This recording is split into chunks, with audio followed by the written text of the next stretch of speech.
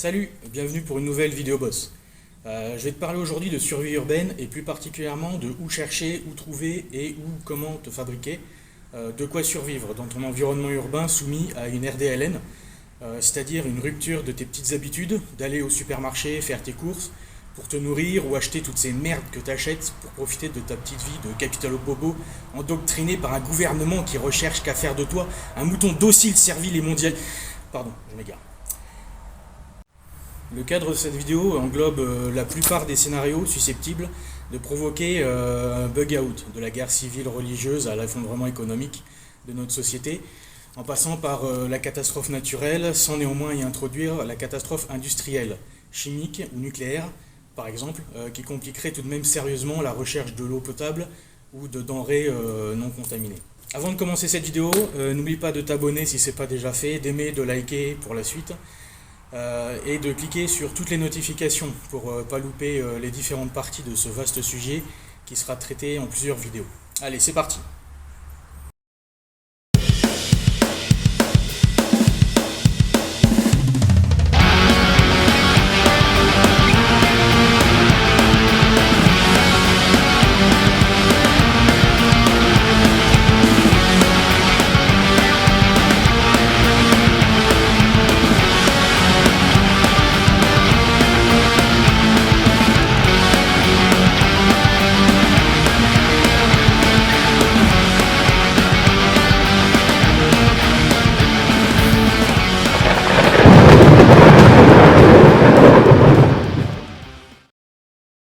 Je ne vais pas te parler dans cette vidéo de la façon dont tu dois faire ou gérer tes stocks.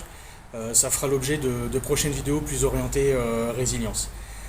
Quoique lors de ce type de RDLN qui va te couper les moyens d'alimentation, il va falloir commencer par dresser la liste de ce que tu as en réserve dans tes placards, dans ton frigo, ce qui va partir le plus vite, surtout si tu n'as plus d'électricité.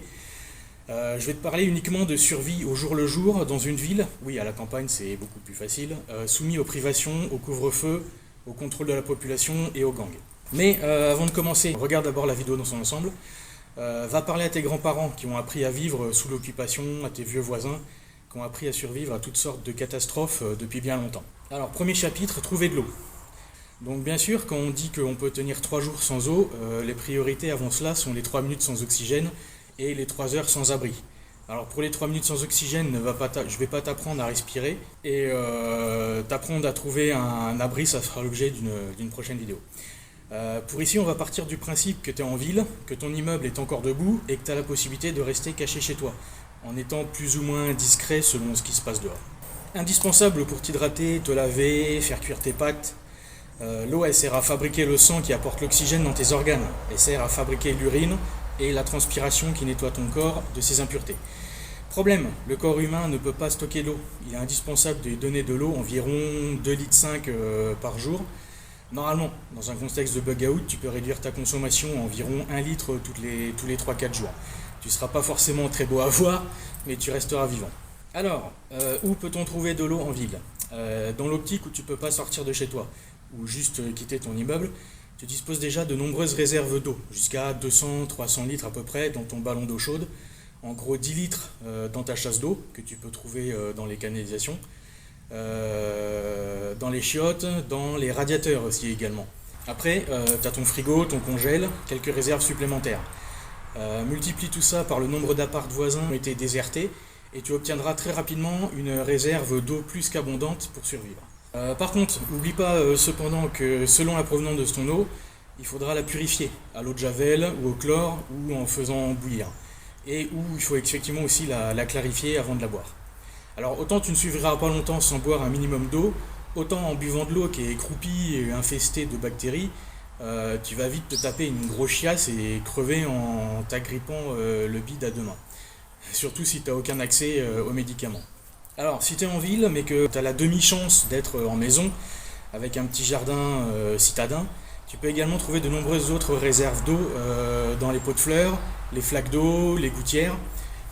Si tu es un minimum résilient et que tu as une cuve de récupération d'eau de pluie, bingo, là c'est le jackpot.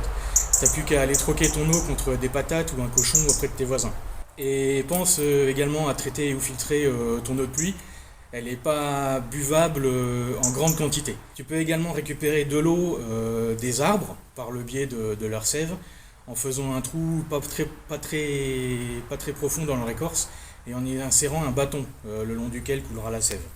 D'autres méthodes existent également, plus longues, consistant à utiliser la transpiration des arbres en fixant un sac en plastique sur les branches bien fournies en feuillage.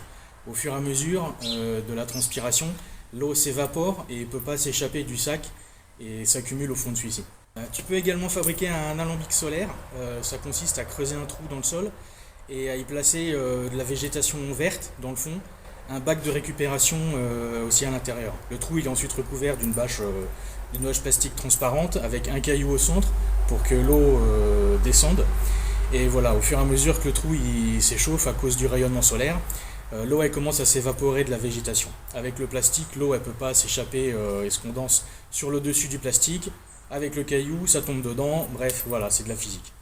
Si maintenant tu peux sortir de chez toi, ne serait-ce que la nuit ou en prenant toutes les précautions nécessaires, tu peux trouver d'innombrables points d'eau dans les bassins, les fontaines, les parcs et jardins, autour des églises et des cimetières. Tu trouveras toujours des petites fontaines. Va aussi faire un tour dans les réseaux souterrains de la ville et dans les caves, tous les endroits bien humides où tu trouveras à coup sûr de la flotte. Si tu trouves également de la flotte et tout, des tuyaux, il y a un truc qui est pas mal. Je te le mettrai en un lien dans la description et tu vois là du coup c'est les robinets perforants. Tu as ça dans ton sac, c'est assez facile d'utilisation. Quand tu as des tuyaux d'eau mais t'as pas envie de trouver le robinet qui va avec ou alors il est vachement loin, tu as accès que au tuyau, tu mets ton robinet perforant, je te laisse chercher le mode d'emploi et puis voilà, tu as de l'eau à profusion, tu peux enlever ton robinet après, tu le remets dans ton sac, tu te barres avec ta flotte. Voilà. Deuxième partie de la vidéo, trouver de la bouffe. À l'instar de la flotte, la bouffe, bien que beaucoup moins prioritaire, plusieurs semaines sans nourriture, c'est quand même un besoin vital pour l'homme. Dans la même logique que pour l'eau, cherche d'abord la bouffe dans ton environnement proche. Commence par ce que tu vas avoir dans ton frigo, et ce qui sera bien plus périssable dans les stocks si tu en as, et également ton congèle. Je te rappelle que tu n'as plus d'élec, donc congèle, frigo, c'est en premier. Après avoir écumé les frigos et les placards de tes voisins de palier, tu peux commencer par ton jardin. Tu pourras trouver des plantes comestibles comme du plantain, des pissenlits ou des orties. Te risque pas à ramasser tout et n'importe quoi, ce que tu connais pas, tu pars du principe que tu manges pas et puis comme ça t'évite pas mal de problèmes. Tu peux également trouver tout ce qui pousse sur les arbres de ton jardin, les fruits, les bourgeons, les feuilles même, l'écorce, certaines écorces peuvent se manger, et la sève, c'est très nourrissant. Mais comme tu vas pas survivre longtemps en te nourrissant exclusivement de plantes et de fleurs, désolé pour les véganes, lorsque tu n'auras plus d'autre choix que de sortir pour trouver ta subsistance, pas de panique. Les villes regorgent de nourriture à tous les coins de rue. Sans parler des supermarchés et des épiceries du coin qui seront probablement prises d'assaut par une foule hurlante et complètement tarée à l'idée de ne plus trouver de PQ. Tu peux trouver des multitudes de petits animaux qui se chassent très facilement, comme les rats dans les souterrains de la ville, les canards et les poissons dans les étangs et les parcs.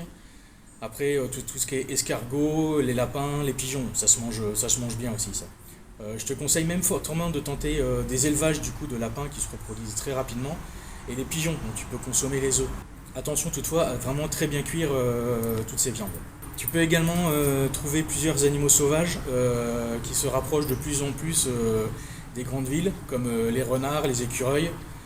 Pourquoi pas un bon gros sanglier ou un bon chevreuil aussi. Bon, attention quand même à tes moyens de chasse parce que tu n'attrapes pas un sanglier avec la même arme que pour choper du pigeon, sauf si tu chasses le pigeon avec un 12, mais là, t'as pas grand chose à bouffer sur le pigeon. En dernier recours, non, avant-dernier, ou si tu n'as aucun moyen de te fabriquer une arme de fortune, tu pourras toujours te rabattre sur la chasse aux insectes, sauterelles, grillons et criquets, les larves de papillons, tout ça. Ton dernier recours, mais là il faudrait que tu aies vraiment le bit bien accroché et que tu aies vraiment la dalle, et que tu mettes de ton côté ton politiquement correct, ce sera de chasser les chats et les chiens du quartier. Ça pullule. Enfin voilà, t'as pas de raison de mourir de soif et de faim en cas de siège de ta ville, avec tout ce que tu viens d'apprendre. Maintenant, pour te rassasier de toute cette bonne bidoche, rien vaut un bon abri, chaud et bien douillet. Et si tu n'as pas pu quitter la ville, mais que tu as quand même dû abandonner ton logement parce qu'il a été détruit ou parce que tu es le seul survivant du quartier et qu'il y a une horde de zombies qui tambourine à ta porte, il va falloir trouver un endroit chaud, sec et où tu pourras être en sécurité. Ça, ce sera une prochaine vidéo. Enfin voilà. Il ne te reste plus qu'à aimer, commenter, à partager, c'est important, je veux continuer à avoir des vidéos. Et on se retrouve bientôt sur ma chaîne. Allez, ciao!